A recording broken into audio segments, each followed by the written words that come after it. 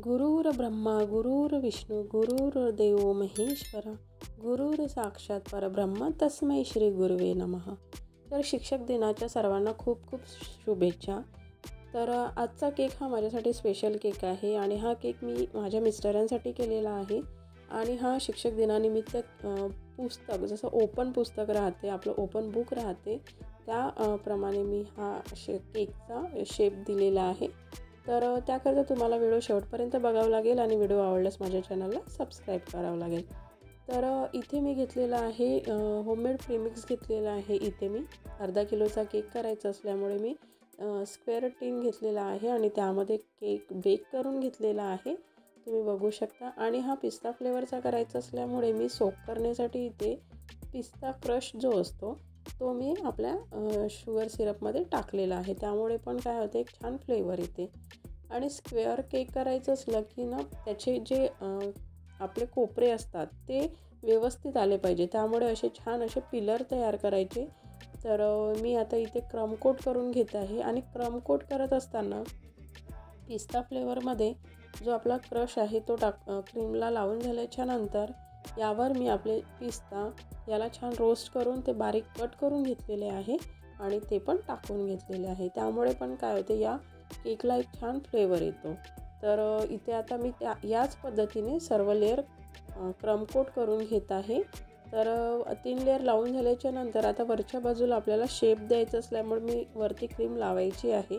तर आता आपण जसं आपला बुक्स असते आतमध्ये थोडं खोलगट आणि वरून जसं बुकचं पेज असतो त्याप्रमाणे आपल्याला शेप द्यायचा असल्यामुळे मी चाकूच्या साहाय्याने याला कट करून घेत आहे। तर त्यासाठी तुमचा केक हा छान सेट व्हायला पण हवा आणि छान बेक झाला राहिला तर त्याची व्यवस्थित कटिंग होते, नाहीतर असे क्रम्स बाहेर निघतात। तर तुम्ही बघू शकता इथे मी छान असा याचा शेप देऊन घेतलेला आहे आणि आता आपण याला सोकिंग करायचं आहे आणि त्याला नंतर आपण आयसिंग करून घ्यायचं आहे।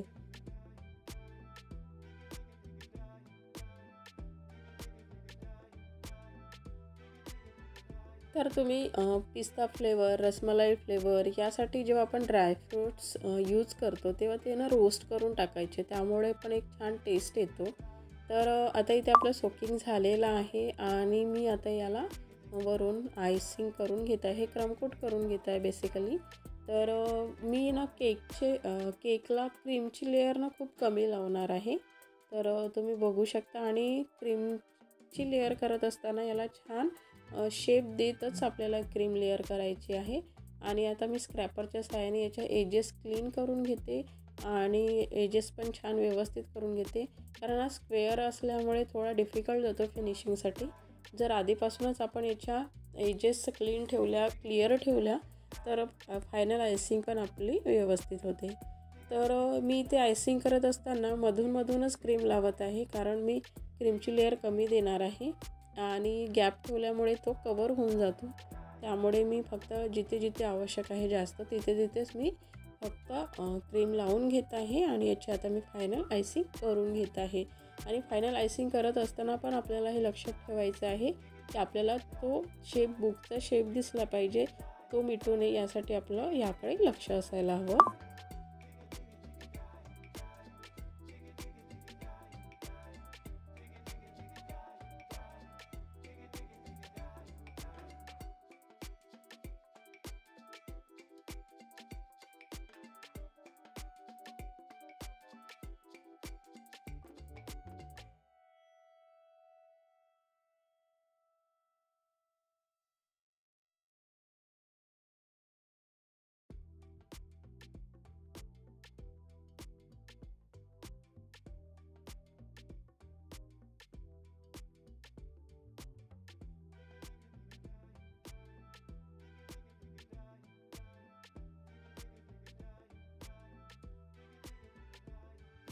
तर इथे बघू शकता आपली फायनल आयसिंग झालेली आहे आणि आता ब्रशच्या साहाय्याने आपलं जे पेजेस असतात तो शेप द्यायचा आहे। तर मी ब्रशच्या साहाय्याने असं लाईनी करून घेते, म्हणजे दिसायला आपल्याला ते पेजेससारखे दिसतात आणि या पद्धतीने मी चारही बाजूला करून घेत आहे।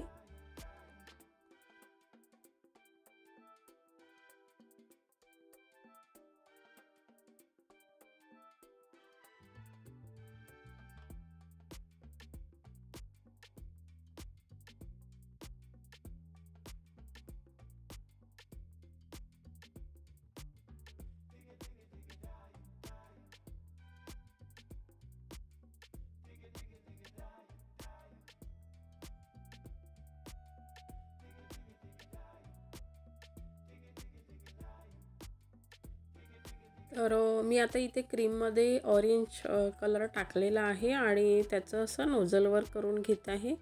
तर 1 एम नोझलचा छोटा जो साईज असतो त्याच नोझलने मी इथे बॉर्डर करून घेतलेली आहे आणि त्याच नोझलने टॉपला पण डिझाईन करून घेत आहे. म्हणजे काय होते, दिसायला पण एक सुंदर दिसते.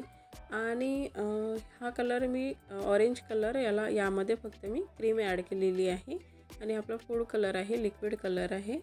तर त्यानंतर मध्ये जी बॉर्डर आहे ती पण याच कलरची केलेली आहे. आणि आता मी इथे एका बाजूला ब्लू कलरचे आपले जे रोज पेटल नोझल असतो त्याच नोझलने मी फ्लॉवर बनवून घेत आहे आणि त्याला स्टेम करून घेत आहे ग्रीन कलरच्या.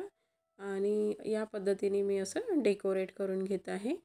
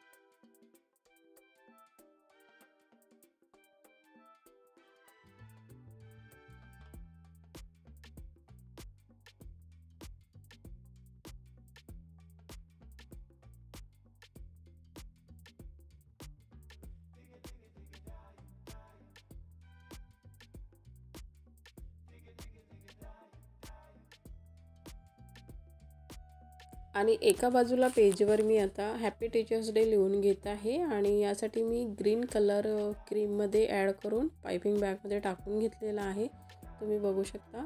तर या पद्धतीचं आणि मी स्टेम पण याच याने केलेला आहे आणि थोडं मी स्टिकने पण तिथे क्रीम ॲड केलेली आहे. तुम्ही असं पण करू शकता, म्हणजे प्रत्येक वेळेला पायपिंग बॅगमध्येच भरून केलं पाहिजे असं काही नाही आहे. आणि त्यानंतर मी आता यावर थोडंसं सिल्वर कलरचं स्प्रे आणि गोल्डन कलरचं स्प्रे डस्ट करून घेते आणि त्यामुळे एक शायनिंग येते आणि आपले फ्लॉवर पण खूप छान दिसतात.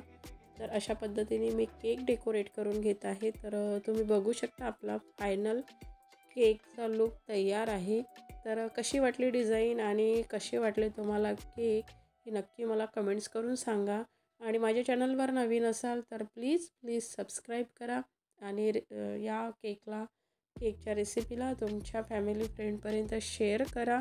व्हिडिओ बघत राहा आणि व्हिडिओ बघण्यासाठी थँक्यू. चला भेटूया नेक्स्ट व्हिडिओमध्ये. Thank you for watching.